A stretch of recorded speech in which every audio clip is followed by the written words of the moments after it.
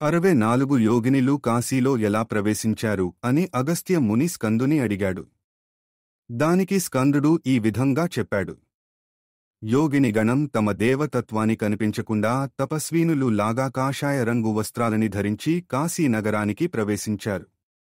యోగినిలు వేషభాషల చేత నగరమంతటా కాశీనగరంలో ప్రతి వీధిలోనూ ప్రవేశించి రేయింబవళ్లు తిరుగుతూనే ఉన్నారు.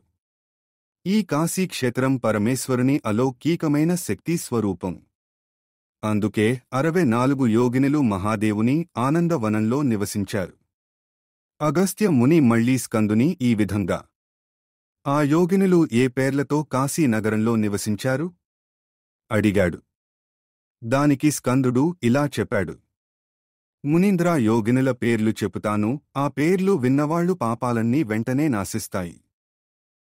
గజానన, సింహముఖి, గృధ్రాస్య, కాకతుండిక, ఉష్ట్రగ్రీవ, హాయగ్రీవ, వారాహి, శరభానన, ఊల్లూకీక, శివారావ, మయూరి, వికటానన, అష్టవక్ర, కోటరాక్షి, కుబ్జ, వికటలోచన, శుష్కోదరి, లోలజిహ్వ, స్వదంష్ట్ర, వానరానన, వృక్షాక్షి, సేని, కేకరాక్షి, బృహత్తుండ, సురాప్రియ, కపాలహస్త, రక్తాక్షి, సుఖీ, కపోతిక, పాసహస్త, దండహస్త, ప్రచండచండ విక్రమ, శిశుఘ్ని, పాపహంత్రి, కాళి, రుధిరపాయని, వసాధయ, గరభక్ష, సవహస్త, అంత్రమాలిని, స్థూలకేసి, బృహత్కుక్షి, సర్పాస్య, ప్రేతవాహన, దందసూకకర, క్రోంచి, మృగశీర్ష, వృషానన, వ్యాత్తాస్య, ధూమనెహశ్వాస, వ్యోమైకచరణ, ఊర్ధ్వదృక్, తాపని దృష్టి,